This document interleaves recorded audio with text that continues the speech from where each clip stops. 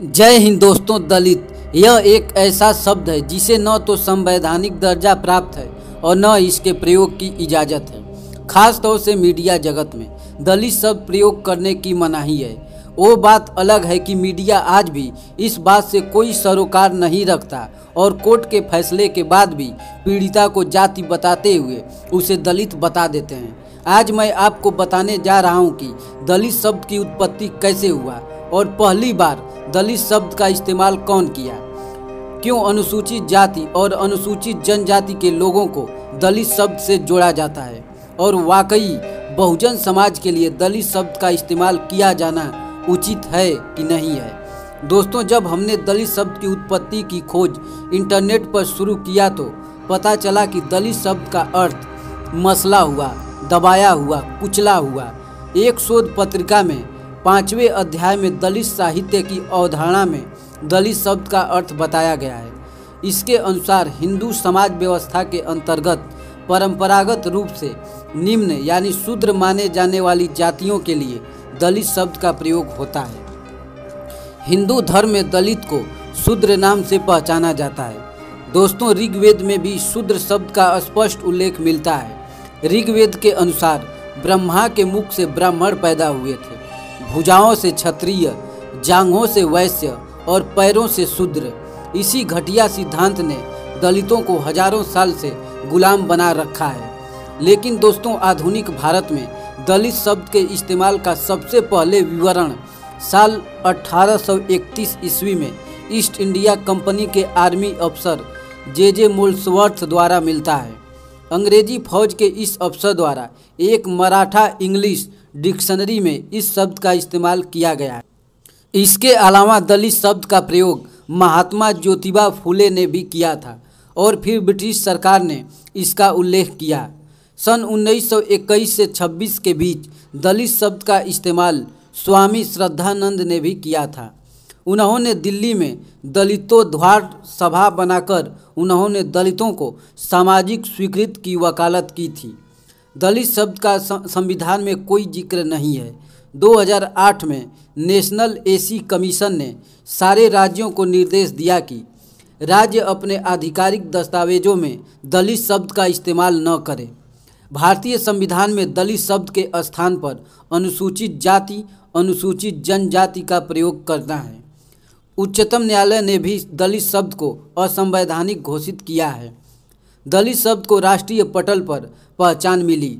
दलित panther के उदय से साल 1972 में महाराष्ट्र में दलित पैंथर नाम का एक सामाजिक राजनीतिक संगठन बनाया गया। अमेरिका के ब्लैक पैंथर मूवमेंट की तर्ज पर बने दलित पैंथर ने आगे चलकर एक आंदोलन का रूप ले लिया।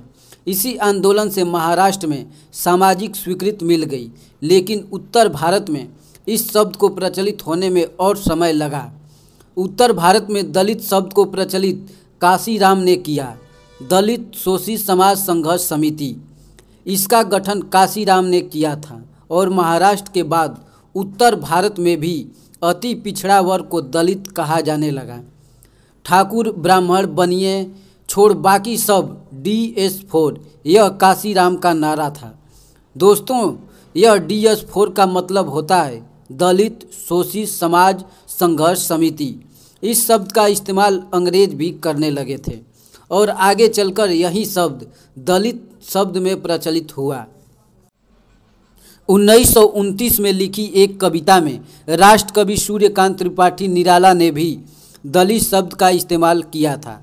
दोस्तों, साहित्य के अलावा राजनीति में भी दलित शब्द की कहानी बड़ी रोचक है। BSP की स्थापना के शुरुआती दौर में अनुसूचित जातियों को गांधी के दिए हरिजन शब्द से बुलाने पर BSP ने जबरदस्त विरोध किया था। मायावती तो सीधे मंच पर जाकर भिड़ गई थी। मान्यवर काशीराम हरिजन के मुकाबले दलित शब्द के इस्तेमाल पर जोर देते हुए कहते हैं, यदि हम भगवान की संतान हैं तो क्या अन्य हिंदू शैतान की औलाद हैं। काशीराम और उनकी सहयोगी मायावती ने इस शब्द को तेजी से आगे बढ़ाया और फिर कुछ सालों में ही हरिजन के मुकाबले दलित शब्द का प्रचलन बढ़ गया। खासकर राजनीति में दलित शब्द किसी क्रांति की तरह सामने आया। बीएसपी के गठन ने इस शब्द की जड़ें ऐसी जमा दी कि वंचित तबके ने देश के सबसे बड़े सूबे में अपनी सरकार बना दी। दलित शब्द ने बिखरे पड़े शोषित समाज को एक पहचान दी, जिसका राजनीति में बहुत महत्व है। आज दलित राजनीति के बिना राष्ट्रीय राजनीति को कल्पना भी नहीं किया जा सकता। दलित शब्द के राजनीतिक महत्व के कारण ही कई लोग इस शब्द को बैन करने का विरोध भी करते हैं।